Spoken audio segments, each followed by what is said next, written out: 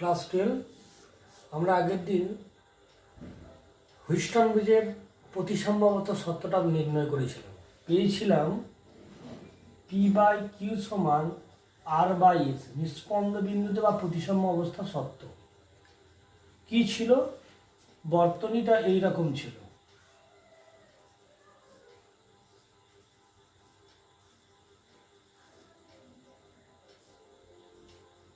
এ, এটা বি, এটা সি, এটা ডি।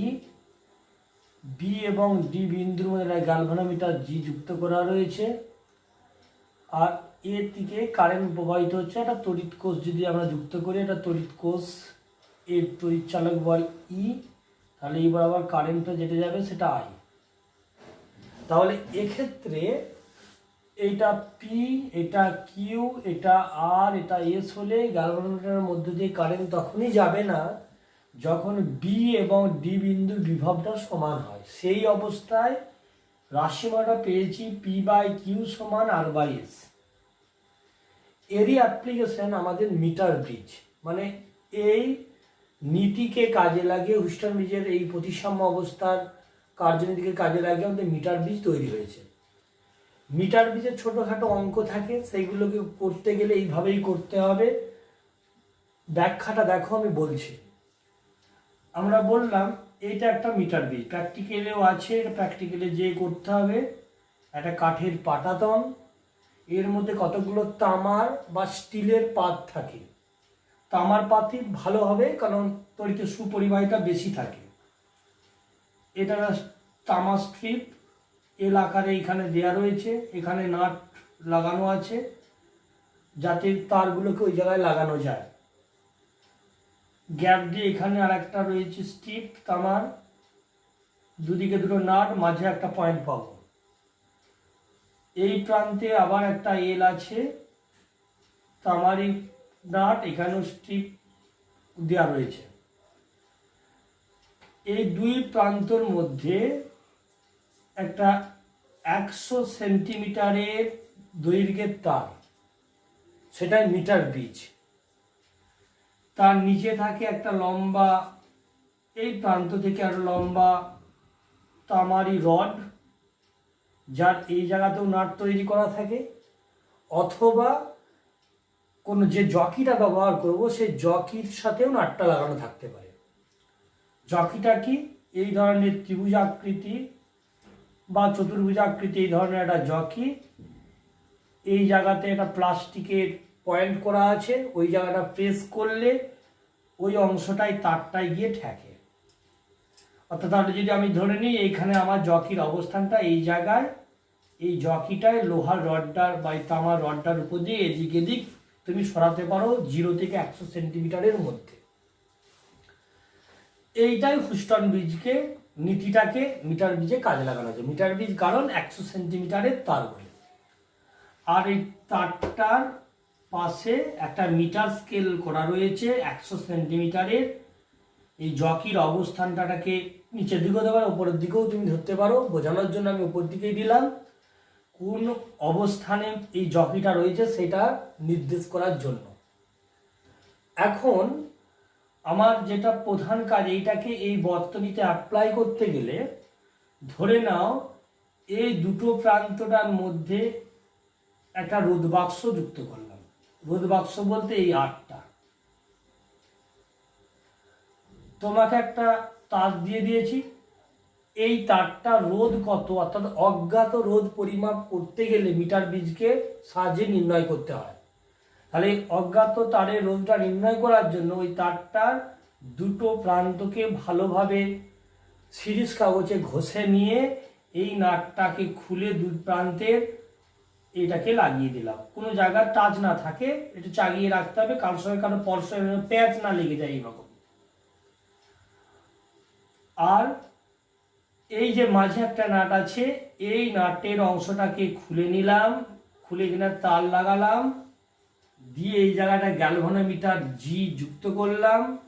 অপর প্রান্তটা এই জকির সঙ্গে যুক্ত করতে পারো, যেমন যন্ত্র যাদের প্র্যাকটিক্যাল ল্যাবে যেমন থাকবে, অথবা এই রডটার প্রান্তের সঙ্গে যুক্ত থাকে, বিভিন্ন জায়গায় বিভিন্ন রকমের থাকে। পরবর্তী দু জায়গায় যুক্ত করা মানে এই দুটো প্রান্তের মধ্যেই বোঝাবে। আর একটা তড়িৎ কোষ ব্যাটারি দরকার। এইখানে একটা নাট আছে, এই নাটটাকে খুললাম, এইখানে নাটটাকে খুললাম, এই দুটো প্রান্তের মধ্যে একটা তড়িৎ কোষ, একটা ব্যাটারি, ডিসি ব্যাটারি এর মধ্যে যুক্ত করে দিলাম।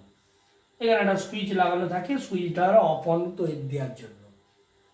এইটা সম্পূর্ণরূপে আমার এই হুইস্টন ব্রিজ যন্ত্রটাকে ব্যবহার করা হয়েছে বা নীতিটাকে কাজে লাগানো হয়েছে। কিভাবে? দেখো, আর এস তাদের মধ্যবর্তী অংশ ডি, তাহলে আমি লিখে দিলাম এটা আর, আর এটা অজ্ঞাতটা এস, তার মধ্যবর্তীটা ডি ধরলাম।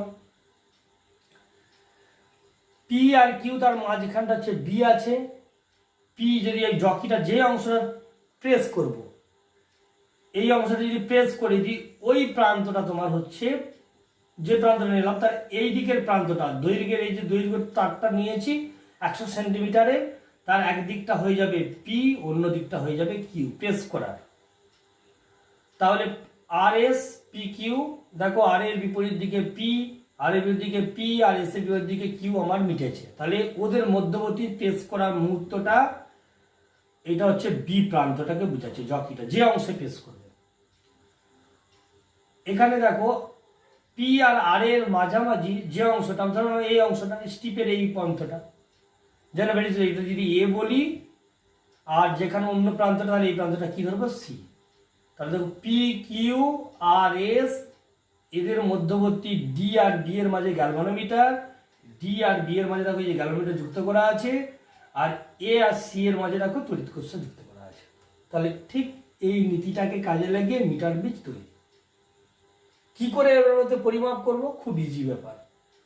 এখান থেকে তুমি কিছু রোধ তুলে নাও, ধরে নাও তুমি এখান থেকে একটা অজ্ঞাত রোধ 20 ওহম তুলেছো, চাবিটা খুলে নিলেই বর্তনীতে রোধ দেওয়া হয়ে যাবে। দেওয়ার পর এই জকিটাকে এইদিকে প্রান্তে একদম 0 থেকে 10-এর মধ্যে মাঝামাঝি টেনে নিয়ে এসে প্রেস করো। যদি দেখো গ্যালভানোমিটারের কাঁটা বাঁ দিকে ডিফ্লেকশন হচ্ছে, ওই বরাবর ওই দিকে সরিয়ে নিয়ে একদম 100 কাছাকাছি যে যদি প্রেস করো, সেটা ডান দিকে ডিফ্লেক্ট যদি হয়, দুটোই যদি বিপরীত দিকে হয়, তাহলে বুঝবে তোমার বর্তনীটা ঠিক আছে, সঠিকভাবে লাগিয়েছো এই সুইচটা অন করা অবস্থায়, চাবিটা লাগানো অবস্থায়। যদি দেখো দুদিকেই একই দিকে হচ্ছে, ঘাবড়ানোর কোনো কথা নেই। তখন রোদের বাক্সের পরিমাণে রোদটাকে কমা বাড়া করে নিয়ে দেখবে যে দুটো বিপরীত দিকে ডিফ্লেকশন হলেই বুঝে নেবে যে তোমার এর নিস্পন্দ বিন্দুটা এই 100 সেন্টিমিটার তারের মধ্যেই আমরা পাবো। একই দিকে হলে তুমি কোনো মতে নিস্পন্দ বিন্দু পাবে না। এবার ধরে নাও এখানে অজ্ঞাত রোধ কিছু একটা তুলেছো, ধরে নাও 50 ওহম তুলেছো, তুলে নিয়ে জকিটাকে তুলে এমন একটা তুলবে রোধটা যাতে এই নিস্পন্দ বিন্দুটা 50 থেকে 60 সেন্টিমিটার দৈর্ঘ্যের মধ্যে পাও, বা 45 থেকে 55-র মধ্যে পাও, তাহলে তোমার ত্রুটিটা কম হবে, ত্রুটিটা কম পাবে। তাহলে এমন একটা রোধ বাক্স থেকে রোধ তুলতে হয় কমিয়ে বাড়িয়ে, যাতে নিস্পন্দ বিন্দুর অবস্থানটা ওই 100 সেন্টিমিটার তারের ঠিক মধ্যবর্তী অবস্থানে আমরা পেতে পারি। তাহলে একটা নির্দিষ্ট মানে তুললে, ধরলাম 50 ওহম তুলে নিয়েছো, দিয়ে জকিটাকে প্রথমে 30-এ ঠেকালে, দেখলে বাঁদিকে ডিফ্লেকশন গ্যালভানোমিটারে, বাড়িয়ে 45-এ করলে বাঁদিকে, আর একটু বেশি বাড়িয়ে 60-এ নিয়ে যেতে ডান দিকে, তার মানে তুমি বুঝে গেলে তোমার নিস্পন্দ 45 to 60-এর মধ্যে আছে। এবার এটা আস্তে আস্তে এদিকে এদিকে অ্যাডজাস্ট করে জকিটাকে নিয়ে যেয়ে দেখলে কোনো একটা দৈর্ঘ্য, ধরে নাও 51.2-তে এত সেন্টিমিটার দৈর্ঘ্যের জন্য গ্যালভানোমিটার কাঁটা কোনো রকম নড়াচড়া হচ্ছে না, ডিফ্লেকশন হচ্ছে না, তাহলে তুমি বুঝে দেবে তোমার ওই অত সেন্টিমিটারে তোমার গ্যালভানোমিটার নিস্পন্দ অবস্থায় রয়েছে, অর্থাৎ ওইটাই নিস্পন্দ বিন্দু অবস্থা সত্য। তাহলে তুমি স্বভাবতই পেয়ে যাচ্ছ পি বাই কিউ সমান আর বাই এস। পি কোনটা হবে? নিশ্চয়ই এইটা হবে, এই দিকটা 51.2। কিউ কোনটা হবে? 100 থেকে এটা বিয়োগ করবো, কারণ 100 সেন্টিমিটারের দৈর্ঘ্যে। আরটা কোনটা হবে? যে তুমি অজ্ঞাত রোধটা তুলেছো, ধরে নাও 50 এসটা, তাহলে তুমি পেয়ে যাবে এটা রোধ কত, তুমি এইভাবে বের করে নিতে পারবে। তাহলে তোমার কাজ থাকবে একে নিষ্পন্ন নাল পয়েন্টটা বার করা গ্যালভানোমিটারে। এবার তোমার একটা প্রশ্ন হবে, স্যার পি বাই কিউটা রোধ, আর আপনি এটা দৈর্ঘ্যের সাথে সমান করলে কি করে? এর কারণটা হচ্ছে পি বাই কিউ এটা রোধের অনুপাত, যেহেতু তারটার প্রস্থচ্ছেদ 1, উপাদান এক, তাহলে আমরা জানি তো আর সমান রো এল বাই এ। তাহলে রোটা এটা ধ্রুবক হলে আরটা ভ্যারিজেস এল, তার মানে লিখতে পারি R1 বাই R2 সমান L1 বাই L2। তার মানে পি বাই কিউটা তুমি L1 বাই L2 সঙ্গে পেলে। এটা গেল পদ্ধতিগতভাবে প্র্যাকটিক্যাল এই জিনিসটাই করতে হয়। একটা আছে অজ্ঞাত রোধ নির্ণয়ের জন্য, আমি যেভাবে বললাম ওইভাবে ফলো করবে, প্র্যাকটিক্যাল মাস্ট হবে। দ্বিতীয় বিষয়, তাহলে এর মূল তত্ত্বটা বের করার জন্য কত পরিমাপ দিয়ে নয়, ধরে নাও তুমি এই রোধ বাক্স থেকে অজ্ঞাত রোধটা নিয়েছিলে, অজ্ঞাত রোধটা তুমি ধরেছিলে ক্যাপিটাল আর, আর তুমি এখান থেকে কত সেন্টিমিটারে ধরে নাও নিষ্পন্দ বিন্দুর অবস্থান যেটা পেয়েছিলে সেটা বললাম L1 দৈর্ঘ্যে, এত সেন্টিমিটার দৈর্ঘ্যে। তাহলে তোমার ফর্মুলা পি বাই কিউ সমান পেলাম আর ডিভাইডেড বাই এস। এই মানটা যদি আমরা ক্যালকুলেশন করি, এইখান থেকে তাহলে লিখতে পারি পি এর জায়গায় নিশ্চয়ই L1 বা এলও লিখতে পারি, যদি এল সেন্টিমিটার বলি, বলে নিষ্পন্দ বিন্দুর অবস্থান এল, পি বাই কিউ সমান আর বাই এস। তাহলে এখান থেকে এল ডিভাইডেড বাই কিউটা 100 minus L equal to R divided by S. তাহলে এস ইকুয়াল টু তুমি পেতে পারো R into 100 minus L divided by small L. এটাই তোমার অজ্ঞাত রোধের ফর্মুলা। এর দুটো প্রান্তিক ত্রুটি আছে। কিরকম? আমরা প্র্যাকটিক্যালটা করার সময় যে যন্ত্রটা ব্যবহার করছি, এই যন্ত্রে যে তামার স্ট্রিপগুলো রয়েছে এদের একটা নির্দিষ্ট রোধ আছে, তার মানে সঠিক পরিমাপ করতে পারছে না এই রোধটা। এই রোধটাকে আমরা ধরছিই না পরিমাপের জন্য, এই রোধটা শূন্য ধরছি, বা যে অংশ নাটগুলো দিয়ে আমরা জুড়ছি সে অংশ রোধটা যুক্ত করছি না। আবার 100 সেন্টিমিটার তারটার এই যে মিটার স্কেলের 1 মিটার স্কেলের দুই প্রান্ত যুক্ত করা আছে, 0 বা 100 দাগটা কি ওই স্কেলের ঠিক ওই দাগের সাথেই আছে, এটাও সঠিক পরিমাপ যোগ্য নয়। তাহলে এতগুলো কারণবশত এর প্রান্তিক ত্রুটি এসে যায়। এই প্রান্তের যে ত্রুটিটা ধরলাম জিরো দৈর্ঘ্যের জন্য, জিরো দৈর্ঘ্যের যে পরিমাপটা নিচ্ছি স্কেলের, সেই জায়গায় ত্রুটিটা যদি আমরা বলি L1, যে পরিমাপগত ত্রুটি আমরা পরিমাপ পাচ্ছি, আর অপর প্রান্তটা যদি λ2 ধরি, দুটি অংশের যে পরিমাপটা আমরা নিলাম দুই প্রান্তের প্রান্তিক ত্রুটির জন্য, তাহলে এই ক্ষেত্রে পরিমাপটা কি দাঁড়াচ্ছে? আর বাই এস ইকুয়াল টু নিশ্চয়ই প্রথমের দিকে পি এর প্রান্তে λ1 ত্রুটি, তাহলে এটা লিখতে পারি এল প্লাস λ1 ডিভাইডেড বাই এইখানটা পাচ্ছ এটা 100 মাইনাস এল প্লাস λ2, এই রাশিমালাটা আসছে। পরবর্তী ক্ষেত্রে তুমি এই দুটো স্থানকে অদল বদল করতে হবে ত্রুটিটা নির্ণয় করার জন্য। এসটা আর এর জায়গায় জুড়তে হবে খুলে নিয়ে, আরটাকে এসের জায়গায় জুড়তে হবে। তখন যেটা পাবো নিষ্পন্দ বিন্দুর দৈর্ঘ্যটা এল এতে না হয়ে যদি এল ডটে হয়, অর্থাৎ আর এবং এস এর স্থান অদল বদল করলে যদি নিষ্পন্দ বিন্দুর অবস্থান এল এ না হয়ে এল ডটে হয়, তখন রাশিমালাটা কি হবে? আর বা এস সমান, যেহেতু অদল বদল করছি, 100 minus L dot plus λ2 divided by L dot plus λ1। এই দুটো সমীকরণ থেকে ক্যালকুলেশন করে λ1 এবং λ2 বের করে নিয়ে আমরা প্রান্তিক ত্রুটি ক্যালকুলেশন করতে পারব। এই গেল মিটার গেজ। পরেরটা যেটা আছে পোটেনশিওমিটার। পোটেনশিওমিটার ভোল্টেজ বিভাজন নীতিতে কাজ করে। সেটা আবার কিরকম? পোটেনশিওমিটার বলতে এটাও প্র্যাকটিক্যালের তোমার যন্ত্র, এই ধরনের একটা কাঠের পাটাতন, এর মধ্যে 1000 সেন্টিমিটারের তার থাকে, 10টা তার থাকে 100 করে।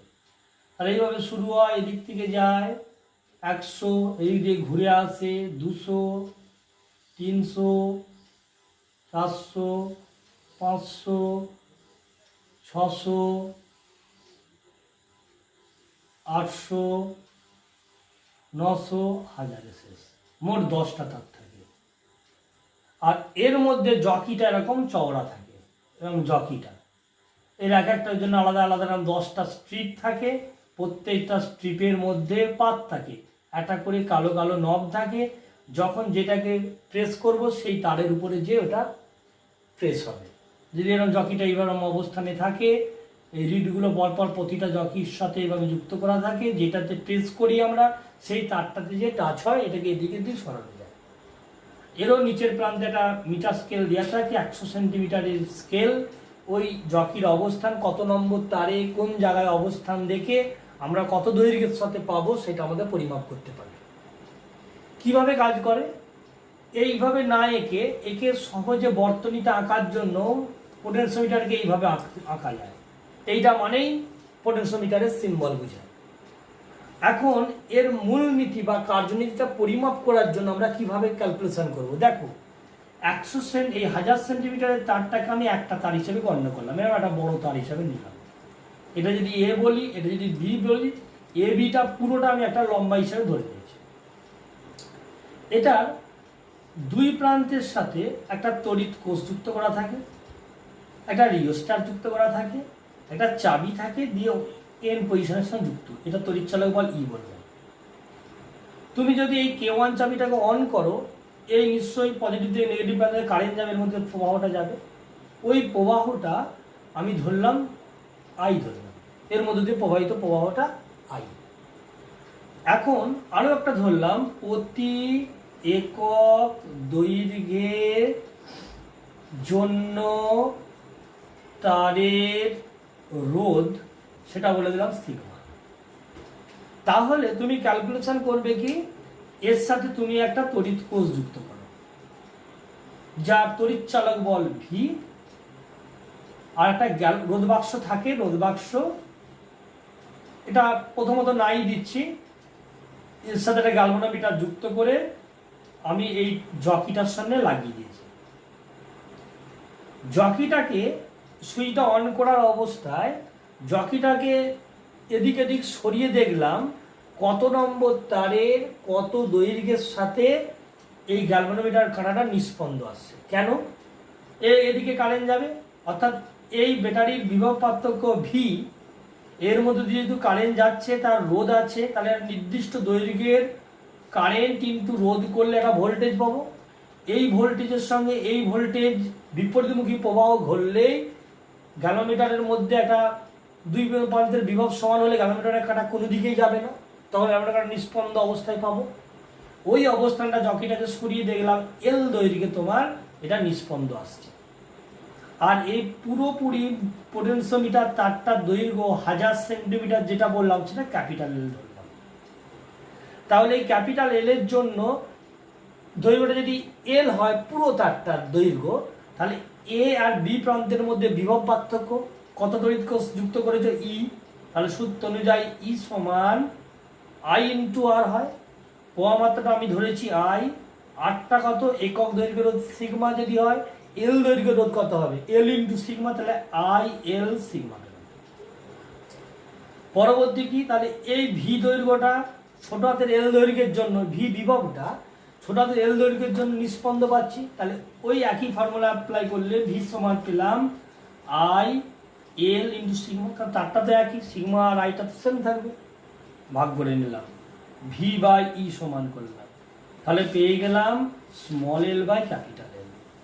অর্থাৎ এই দৈর্ঘ্য জানা থাকলে, এই তড়িৎচালক বল জানা থাকলে এই বিভবটা কত পরিমাপ করতে পারবো। এটাই এর মূলনীতি, এটাই ভোল্টেজ বিভাজন নীতি বলা হয়। এর অ্যাপ্লিকেশান দুটো, একটা হচ্ছে কোষের অভ্যন্তরীণ রোধ নির্ণয় করা যায়, আর 2 নম্বর দুটি কোষের মধ্যে তড়িৎচালক বলের তুলনা করা যায়। দুটি কোষের তড়িৎচালক বলের তুলনা, আমার যদি এটা পোটেনশিওমিটার হয় যার এ আর বি প্রান্ত, এটা এর সাথে একটা তড়িৎ কোষ লাগালাম, এদিকটা বড় দিকটা ছোট, একটা রিওস্ট্যাট থাকে, একটা সুইচ থাকে, দিয়ে প্রান্তের সঙ্গে যুক্ত থাকে। দুটো কোষ যেহেতু, দুটো কোষকে পরস্পর প্যারালালে রাখতে হয়, এদিকটা পজিটিভ বলে এই প্রান্তে পজিটিভ মানে এদিকে পজিটিভ রাখতে হবে।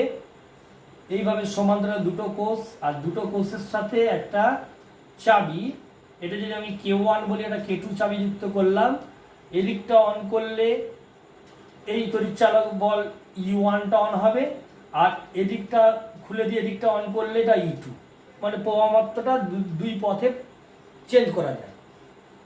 এর সাথে একটা রোধ বাক্স যুক্ত থাকে আর একটা গ্যালভানোমিটার যুক্ত থাকে, দিয়ে এই জকিটার সঙ্গে যুক্ত থাকে, এই জকিটার সাথে। এটা হচ্ছে বর্তনী চিত্র। তাহলে প্রথম অবস্থায় একই রকমভাবে এই সুইচ অন করার পর এই দিকের প্রান্তটা যুক্ত করলাম, অর্থাৎ E1 এর সঙ্গে যুক্ত করলাম। K2 চাবির এই প্রান্ত যুক্ত করলে E1 এর জন্য ধরলাম L দৈর্ঘ্যে বা L1 দৈর্ঘ্যে নিস্পন্দ পাচ্ছ তুমি। তাহলে ফর্মুলা অনুযায়ী প্রতি একক দৈর্ঘ্যে রোধ না ধরে আমি বললাম প্রতি একক দৈর্ঘ্যের বিভবটা, এই তারটার পোটেনশিওমিটার তারে প্রতি একক দৈর্ঘ্যের বিভবটা বললাম স্মল ই। তাহলে E1 সমান আমি লিখবো L দৈর্ঘ্যের জন্য কত পাবো, L1 ইন্টু ই। তুমি I ইন্টু সিগমাও লিখতে পারতে, ওইটাকে আমরা ই ধরেছি। দ্বিতীয় রকম এইটাকে খুলে দিয়ে দ্বিতীয় প্রান্তে যুক্ত করলাম, করে দেখলাম E2 তারের জন্য, অর্থাৎ E2 তড়িৎ কোষের জন্য আমরা পাবো L2 ইন্টু ই। L2 দৈর্ঘ্যে নিস্পন্দ পেয়েছি। তাহলে এই অবস্থায় আমরা লিখতেই পারি E1 বাই E2 সমান ভাগ করলে পাবো L1 বাই L2। যে কোনো একটা কোষের তড়িৎচালক বল বের করে বলা থাকলে অন্যটা তুমি বের করতে পারবে, বা দুটো কোষের তড়িৎচালক বলের মধ্যে তুলনা করতে পারবে। কোনো একটি কোষের তড়িৎ অভ্যন্তরীণ রোধ নির্ণয়ের জন্য যে বর্তনী চিত্রটা আঁকতে হবে সেটা এইভাবে। এটা তোমার পোটেনশিওমিটার, এর সাথে একটা তড়িৎ কোষ, রিওস্ট্যাট, চাবি, এই প্রান্তের সাথে যুক্ত, এটা K1। এটার সাথেও আমি বললাম এই ক্ষেত্রে একটা তড়িৎ কোষ, এখানে গ্যালভানোমিটার G, অন্য প্রান্তটা জকির সঙ্গে যুক্ত করা থাকবে। আর এই কোষটার সমান্তরালে একটা রোধ বাক্স এবং একটা চাবি দিয়ে এই অংশটার সঙ্গে গ্যালভানোমিটার আগেটার সঙ্গে যুক্ত করা আছে। এই কোষের তড়িৎচালক বল আমরা বললাম V, আর এখানে যে তড়িৎচালক বলটা ব্যবহার করছি কোষের, সেটা বললাম ক্যাপিটাল E। এই বর্তনী চিত্রের সাহায্যে এই কোষটার অভ্যন্তরে নির্ণয় করতে হবে, যার রোধটা ধরলাম স্মল r। ক্লাস 10-এ তোমরা নস্ট ভোল্টের একটা সম্পর্ক পড়েছিলে। নস্ট ভোল্ট ছিল কি ভেবে দেখো, এটা যদি কোনো একটা কোষ হয় যার তড়িৎচালক বল E আর অভ্যন্তরীণ রোধ R, এর সাথে বহির্বর্তনীর রোধ যদি তুমি R যুক্ত করে দাও, এই বর্তনীটার তুল্য রোধ কত হয়, তুল্য রোধ বড় হাতের R প্লাস ছোট হাতের R। এর মধ্য দিয়ে প্রবাহ মাত্রা যদি I হয়, V সমান IR, তাহলে I সমান V বাই R, তাহলে E divided small r plus capital R। এখান থেকে পেয়ে গেলাম E সমান IR প্লাস I ইন্টু ছোট হাতের R। IR বলতে এই বহির্বর্তনীর বিভব পাত্র, সেটা যদি V ধরি, E সমান V plus I into R, অর্থাৎ এই ক্ষেত্রে আমরা পাচ্ছি E মাইনাস V সমান IR। এই IRটা নষ্ট ভোল্ট বা E মাইনাস Vটা নষ্ট ভোল্ট, অর্থাৎ কোষের তড়িৎচালক বল যতটা ও বহির্বর্তনীতে সেই পরিমাণ বিভবটা দিতে পারে না। পরবর্তী কি, তাহলে এই ক্ষেত্রে ক্যালকুলেশন করার জন্য আমরা আগেই দেখেছি ভোল্টেজ বিভাজন নীতি থেকে V বাই E সমান L2 বাই L1। তারটার দৈর্ঘ্য ধরলাম L1, পুরো তারটা পোটেনশিওমিটারের তারের, আর L2 দৈর্ঘ্যের জন্য ওই কোষটা নিষ্পন্দ অবস্থায় পাচ্ছি, তাই L2 বাই L1 লিখেছি। এখন কোষের অভ্যন্তরীণ ফর্মুলা অনুযায়ী আমরা অভ্যন্তরীণ রোধ নির্ণয়ের ফর্মুলা অনুযায়ী লিখতে পারি I ইন্টু R সমান E মাইনাস V। তাহলে এখান থেকে R সমান লিখতে পারি E minus V divided by I। আইটা আবার যেহেতু V সমান IR হয়, তাহলে I সমান লিখতেই পারি V ডিভাইডেড বাই R। ওটা বসিয়ে দিলে ছোট r সমান E minus V divided by V, ওপরে আর চলে গেল, ভাগ করে নাও এটাকে, তাহলে E by V minus 1 into R। E by V এর মানটা আমরা পেয়েছি L1 by L2, L2 by L1, এটা L1 বাই L2। অতএব R সমান পেয়ে যাচ্ছ তুমি L1 by L2 minus 1 into R। তাহলে ফর্মুলা যেটা অভ্যন্তরীণ রোধের পাওয়া গেল, R সমান L1 minus L2 divided by L2 into R। এটাই কোষের অভ্যন্তরীণ রোধ নির্ণয় করার ফর্মুলা।